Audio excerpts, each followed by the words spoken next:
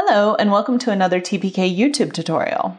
The other day I was perusing the TPK blog and I came across this post from 2015 called Typography Art Envelope Tutorial. And I know that since the post is from 2015, it probably gets overlooked a lot, but it actually is one of the coolest tutorials on the TPK site and certainly one of my personal favorites. So for today's video, I thought that I would show you how to make the tutorial using a light box, which makes it a lot faster and easier. So what you're going to do is start off with this printable, which you can find in the tutorial, or I'll also link to it in the latest TPK blog post. And you'll also want an A7 envelope, which is the standard size, about 5¼ inches by 7¼ inches. And what you're going to do is cut out this template. And don't worry if your cuts are a little ragged, if this isn't perfect, because it's a template, so it's supposed to go in the envelope. So as long as it fits in the envelope, you're golden. Okay, now just double check that your template fits in your envelope.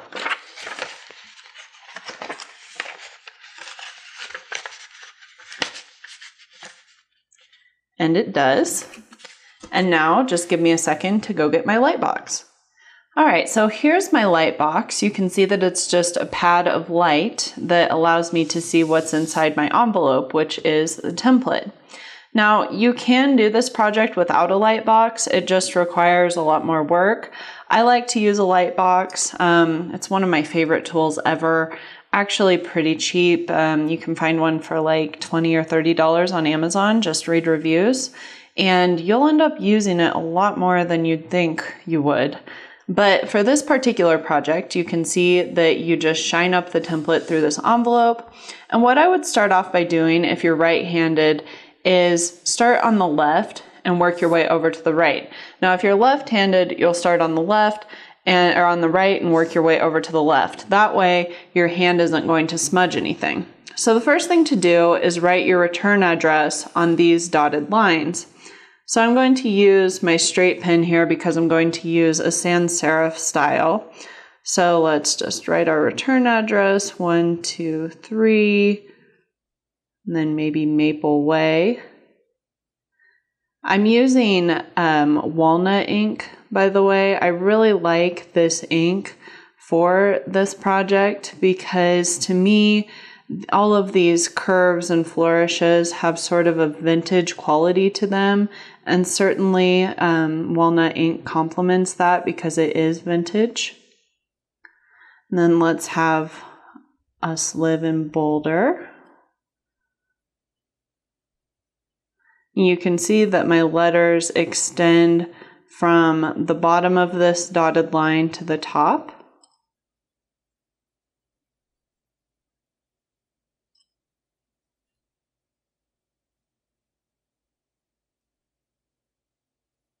And then we'll put the zip code. And of course, make any abbreviations you need to in order to ensure that everything fits. Now for the flourishes, I actually like to use an oblique pen with an extra fine 66 nib because I just find it easier to flourish using this pen. Obviously, you're welcome to use any nib and pen combination you'd like.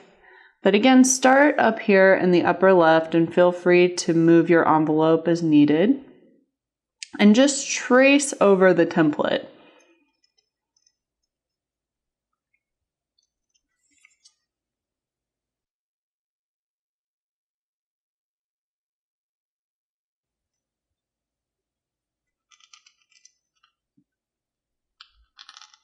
And I'm going to speed the video up as I trace over some of these flourishes.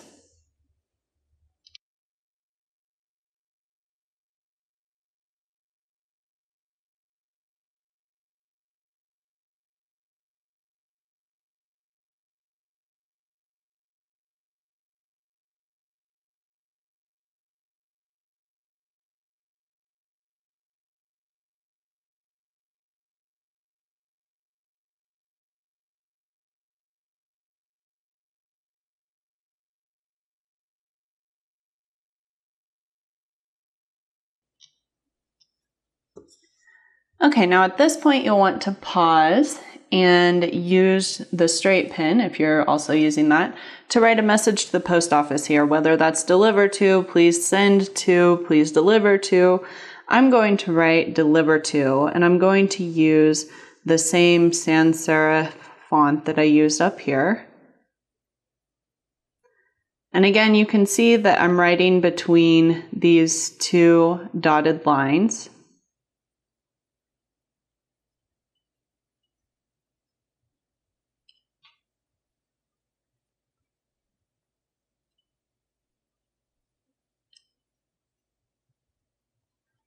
Okay, and then continue flourishing.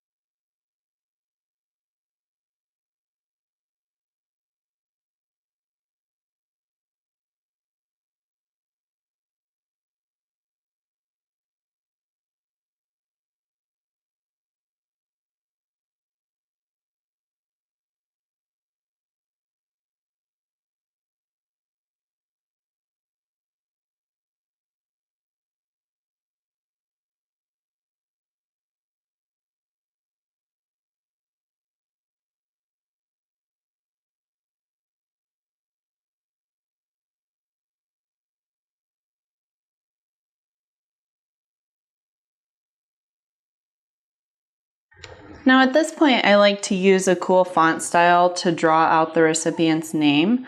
So this is Wishbone style lettering from my hand lettering worksheet packet, which I'll link to. And since you don't have very much space here, I would just do first initial, last name. So let's say that we're sending to A.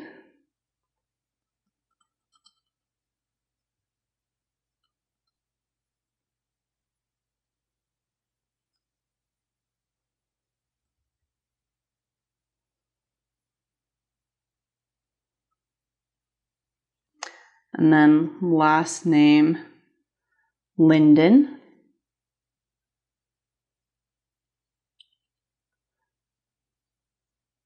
And to write these letters, I'm just looking at the formation on the exemplar.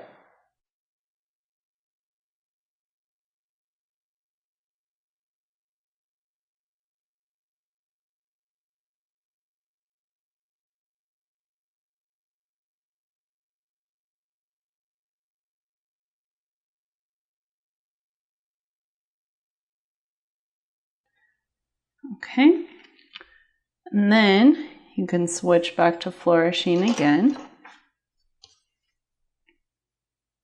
Since this N intersects this flourish, we can just start right here.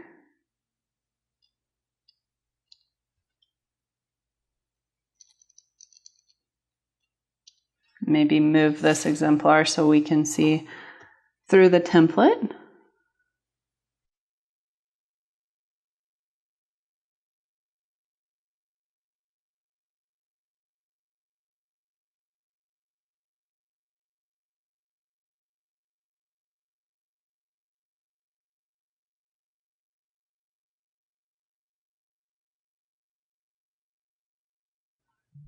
So now what I normally do is write out the street address here. So let's say that our Mr. or Mrs. Linden lives at 321 Cherry Street.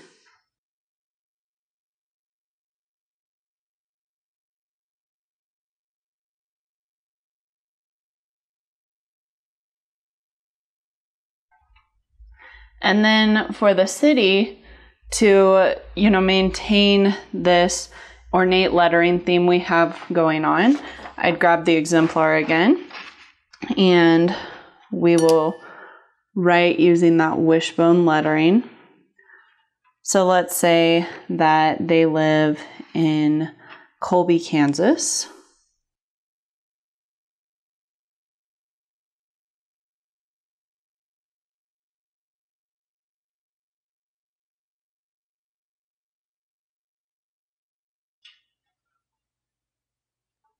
And make abbreviations as necessary here to get everything to fit.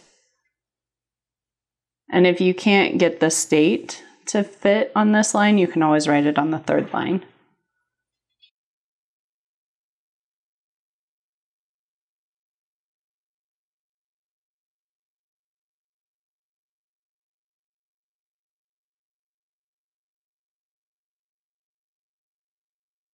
And then for the third line, you can write the zip code. Make sure that that is extremely legible, because that is what's going to get this letter sent.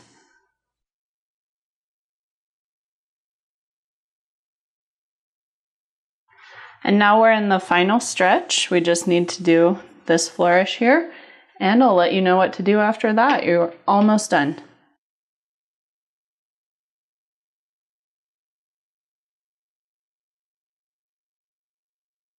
Okay, for the last part of this tutorial, what you'll want to do is just see if there's any negative space you need to fill up. So I'm going to put a line right here. And then right here needs a little something. It's really not an exact science. Just fill in where you think some extra flourish could be needed.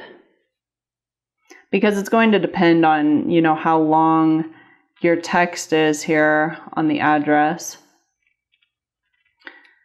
I want to say too, I already know that somebody's going to ask, oh, will the post office deliver this? I've sent 5 envelopes with this exact design and I have never had a problem.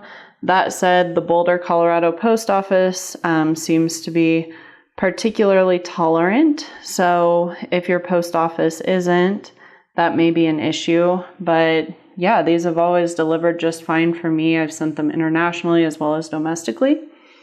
And then go through and see any sort of flowers like this. You can put some really thin lines to fill in the design and give the envelope some extra texture.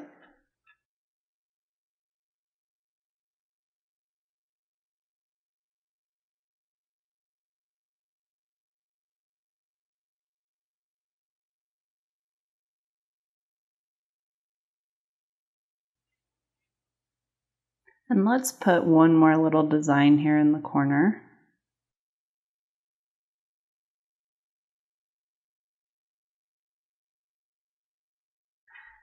And once you're finished, what I would do is find a neat stamp that really complements the vintage design. So I really like these Old Presidents stamps. Put it in the corner here. And then you can flourish a little bit more to fill in the space if you only have one stamp. Sometimes I put more than one. But after you write these flourishes, you're done with the envelope. And I will link to the template for this envelope in the video description. And I want to note that you can use any ink color that you like. I like I said, walnut ink because I feel like it really highlights the vintage aspect of this flourish design. But I've also just used black ink and then I've filled in the flowers and stuff with gold, and that also looked really cool.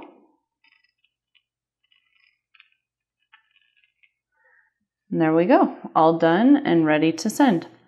If you have any questions, of course, let me know. Otherwise, I hope that you enjoyed seeing this tutorial in action versus just reading and looking at pictures.